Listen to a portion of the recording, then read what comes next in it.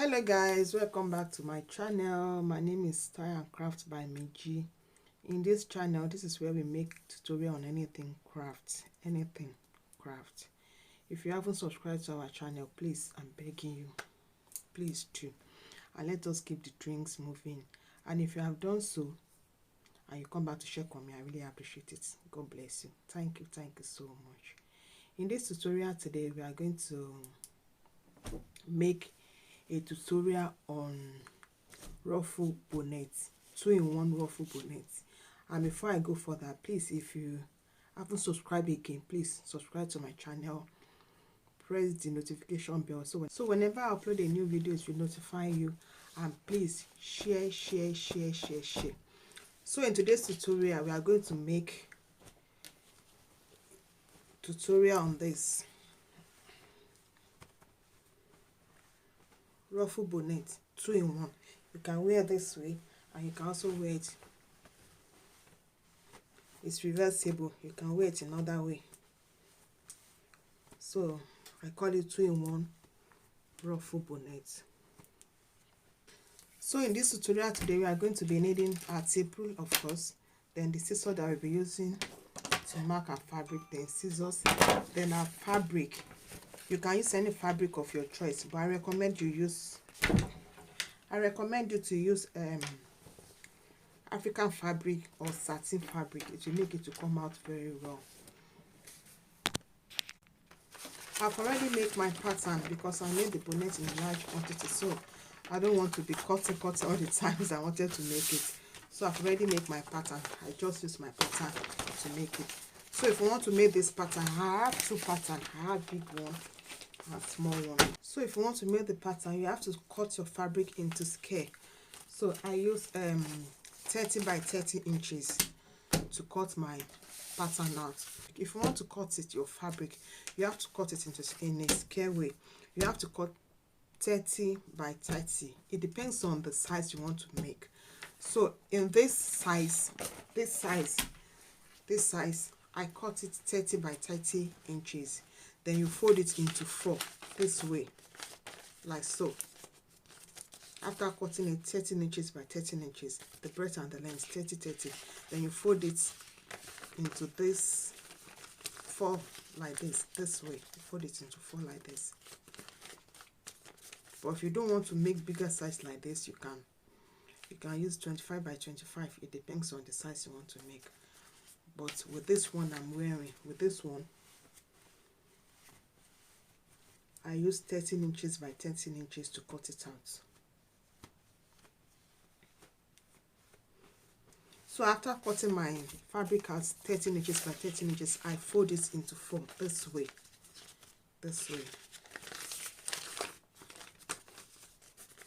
So you start your marking from this side. You start your marking by this side. So I hope you can see.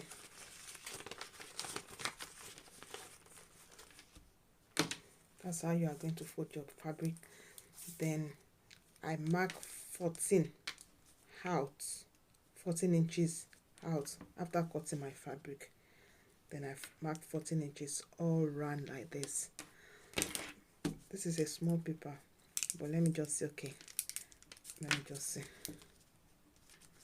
Okay, assuming this is the fabric, then I'm going to mark 14 inches like this. This is 2 inches anyway, but let's assume I'm marking 14 by 14 all round this way.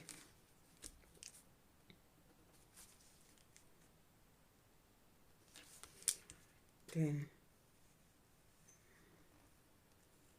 let's assume this is 14 by 14 inches.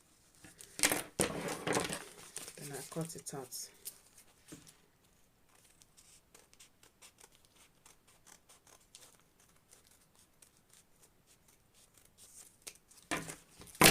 So it will give you round shape. It will give you round shape like this. So this is how I cut my pattern paper. This is my pattern. This is the one I cut out. I hope you can see it very well. And this is the small size. That one is the big size, and this is the small size. So anytime I want to cut my bonnet, I just put my pattern on top of it and cut it out. This one has already been cutting. It has been cutting with the pattern. So this is it.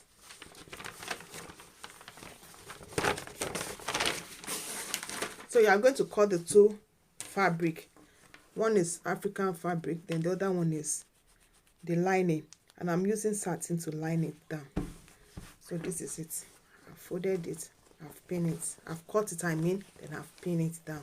So I'm going to take it to the sewing machine and sew it round and leave a small space like 1 inches. I've already sewed it down and I leave a small space to turn it out. I'm going to give it a notch round.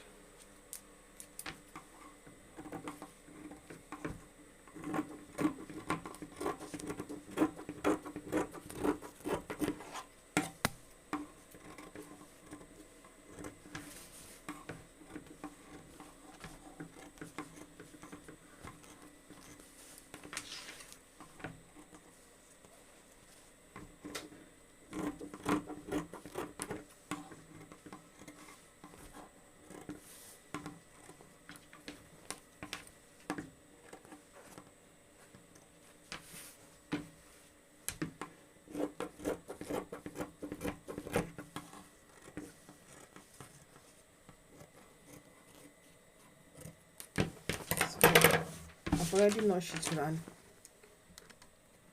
I'm going to turn it out, then take it to my iron and press it down.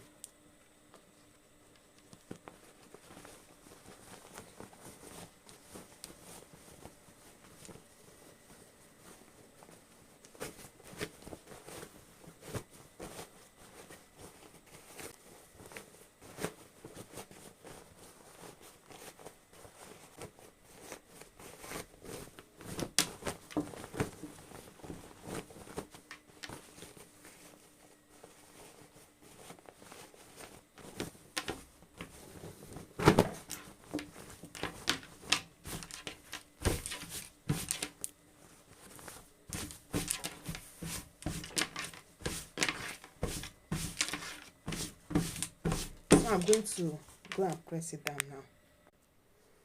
So I've already given it a good press. This is it. So I'm going to measure 1.5 inches all round. So I've already marked 1.5 inches round. Then I'm going to mark another 5 inches, but it's not necessary for me. But I'll show you how to do it.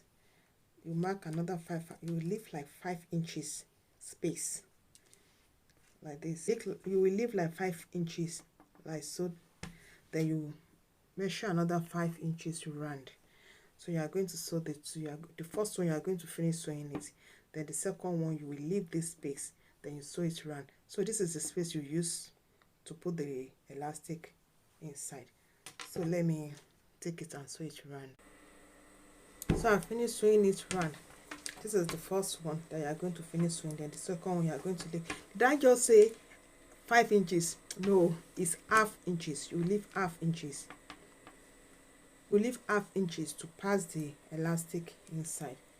So I finished sewing it, and this is the elastic. You are going to measure your head circumference and cut your elastic out. So my head circumference is 20 inches. So I've cut this one. This one is 20 inches. So I'm going to put the pin. I'm going to use the pin to pass the elastic inside.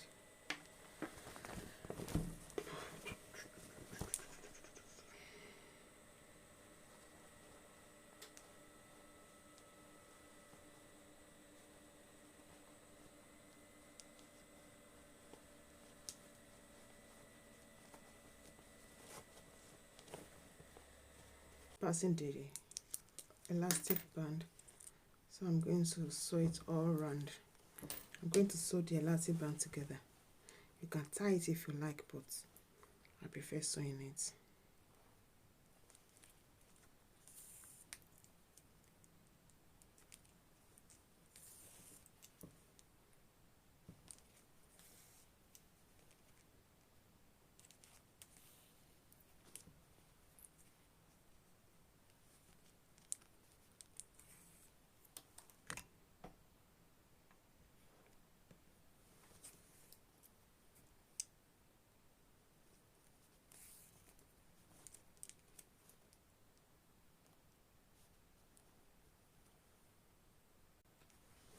I finished sewing the elastic, so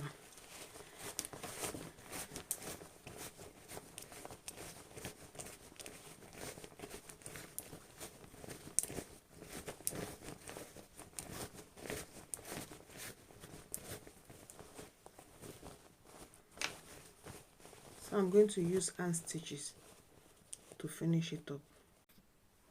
So guys, I've used hand stitches to finish the sewing place. So this is how to come.